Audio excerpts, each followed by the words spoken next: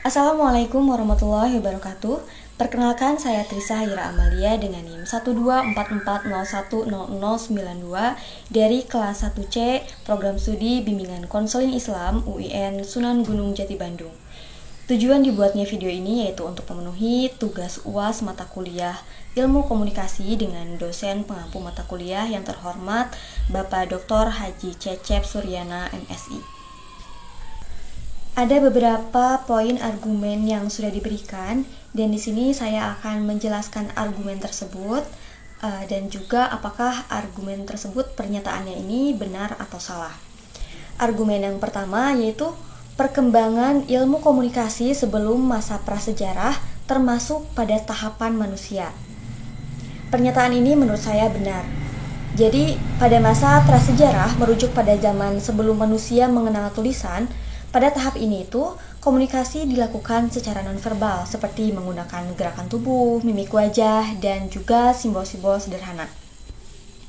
Perkembangan komunikasi pada masa ini terjadi menjadi dasar bagi interaksi manusia selanjutnya.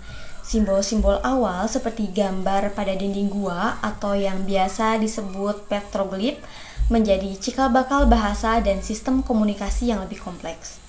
Lalu pada argumen kedua, yaitu berbahasa lisan. Pada zaman ini ditandai dengan adanya kehidupan nomaden oleh spesies Cro-Magnon dan Neanderthal. Pada poin argumen yang sudah diberikan, mungkin saya mengoreksi bahwa itu bukan Nederland tapi Neanderthal. Pernyataan ini sebagian besar benar tapi kurang tepat dalam detailnya. Karena saat pada masa berbahasa lisan ini yaitu mulai berkembang sekitar 50.000 tahun yang lalu seiring dengan munculnya Homo sapiens modern yang memiliki kemampuan otak untuk berkomunikasi secara verbal. Dan pada saat kehidupan nomaden memang identik dengan spesies seperti Neanderthal dan Cro-Magnon, tetapi spesies ini tuh tidak memiliki bahasa verbal yang kompleks seperti manusia modern. Mereka mungkin menggunakan vokalisasi yang sederhana atau simbol-simbol. Dengan munculnya Homo sapiens, komunikasi lisan berkembang menjadi lebih terstruktur, mendukung interaksi sosial dan kerjasama. Lalu pada poin ketiga, setelah masa Benjamin Franklin di tahun 1700 sampai 1870, ilmu komunikasi ini memasuki tahap baru yaitu mulai diajarkan secara formal di universitas. Orang yang merintis studi tersebut adalah Harold D. Lasswell. Pada pernyataan ini keliru dalam beberapa bagian. Yang pertama, ilmu komunikasi memang berkembang pesat setelah masa revolusi industri, yaitu pada tahun 1700 sampai 1870 dengan teknologi cetak dan media massa menjadi pusat perhatian. Namun, Harold D. Lasswell ini tuh bukanlah pelopor pertama dalam studi komunikasi. Dia muncul pada awal abad ke-20 atau kisaran tahun 1900-an, khususnya pada kajian propaganda. Studi formal komunikasi ini juga di universitas mulai berkembang dengan tokoh-tokoh seperti Wilbur Schramm yang dikenal sebagai bapak ilmu komunikasi di abad ke-20. Jadi yang benar itu, ilmu komunikasi diajarkan secara formal mulai abad ke-20 dengan Harold D. Lasswell ini sebagai salah satu tokoh dalam teori komunikasi massa dan propaganda.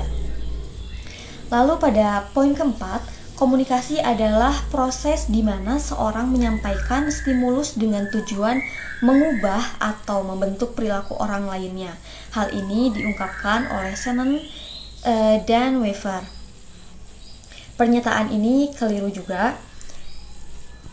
Shannon dan Weaver ini tidak mendefinisikan komunikasi seperti ini. Mereka menciptakan mathematical model of communication yang lebih menekankan pada proses teknis, yaitu pengirim, pesan, saluran, dan penerima dengan fokus kepada pengurangan gangguan atau noise. Dan definisi yang disebutkan dalam argumen ini lebih dekat dengan pandangan Karl Hafland. Jadi untuk koreksi yang benarnya, Shannon dan Weaver ini Mengembangkan model komunikasi linear yang lebih teknis, bukan mendefinisikan komunikasi sebagai perubahan perilaku. Lalu pada poin yang kelima, komunikasi merupakan proses suatu ide dialihkan dari sumber kepada penerima dengan maksud untuk mengubah tingkah laku mereka. Hal ini diungkapkan oleh Everett M. Rogers. Pernyataan ini benar. Jadi, Everett M. Rogers ini dalam teori difusi inovasi mendefinisikan bahwa komunikasi sebagai proses penyebaran ide atau inovasi dari pengirim ke penerima dengan tujuan mengubah sikap atau perilaku mereka. Pendekatan ini itu banyak digunakan dalam komunikasi pengembangan dan perubahan sosial. Lalu poin ke-6, Hofland menyatakan bahwa komunikasi adalah proses di mana seseorang menyampaikan perangsang-perangsang untuk mengubah tingkah laku. Pernyataan ini juga benar. Jadi, Karl Hofland ini mempelajari komunikasi persuasif dan mendefinisikannya sebagai proses penyampaian stimulus yang dapat mempengaruhi perilaku. Dalam penelitiannya, banyak digunakan dalam kajian propaganda dan psikologi komunikasi. Lalu pada poin ke-7, cara kita berbicara di saat musim hujan dan pada saat musim kemarau akan berbeda. Hal ini dikarenakan konteks komunikasi kita berdasarkan aspek fisik. Dan pernyataan ini juga adalah benar. Konteks fisik dalam komunikasi mencakup lingkungan, cuaca, dan kondisi sekitar yang dapat mempengaruhi acara seorang berkomunikasi atau berbicara. Contohnya, saat hujan, nada suara mungkin lebih keras untuk melawan suara hujan, dan saat panas, komunikasi cenderung lebih singkat karena suasana yang kurang nyaman. Lanjut kepada poin yang ke-8, pada saat kita berkomunikasi dengan suku di Sumatera akan berbeda dengan komunikasi dengan orang-orang yang berada di suku Jawa.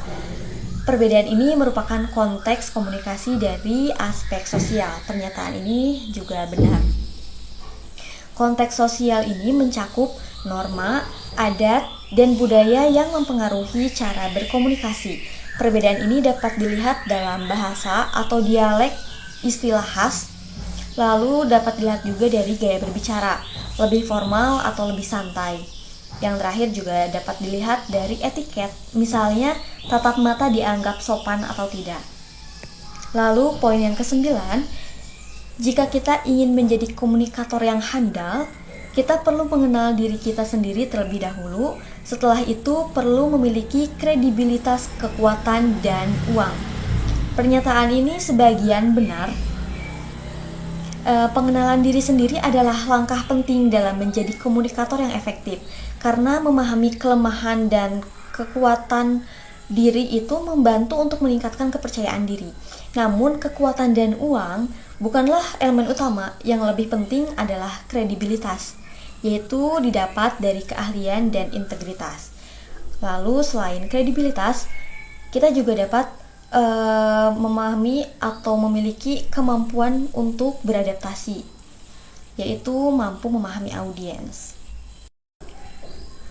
Lalu poin ke-10, kredibilitas seorang komunikator dapat ditingkatkan dengan meningkatkan expertise, trustworthiness, keterampilan berkomunikasi, pengetahuan, dan beradaptasi dengan sistem sosial dan budaya. Pernyataan ini benar. Kredibilitas itu terdiri dari expertise atau keahlian. Memiliki pengetahuan atau keahlian dalam bidang tertentu, ya tentu saja dapat menambah kredibilitas seorang komunikator. Lalu yang kedua itu trustworthiness atau kepercayaan. Jadi kepercayaan ini dapat menunjukkan integritas dan kejujuran dari seorang komunikator, yang tentu saja dapat menambah kredibilitasnya sebagai seorang komunikator. Adaptasi, lalu yang ketiga itu ada adaptasi. Adaptasi ini mampu menyesuaikan gaya komunikasi dengan konteks sosial dan budaya audiens. Dan yang terakhir ada keterampilan komunikasi. Keterampilan komunikasi ini yaitu kemampuan menyampaikan pesan dengan jelas dan menarik. Tentu saja dengan nilai-nilai ini, yaitu ada expertise, trustworthiness, adaptasi, dan juga keterampilan berkomunikasi, itu tuh dapat menambah kredibilitas orang komunikator. Jadi dari seluruh poinnya ini, kesimpulannya banyak argumen di atas ini yang sudah benar, tetapi beberapa membutuhkan penyesuaian dalam detail historis atau teoritis. Pengetahuan dasar ini juga penting untuk memahami konsep komunikasi secara menyeluruh. Mungkin sekian dari saya. Terima kasih. Wassalamualaikum warahmatullahi wabarakatuh.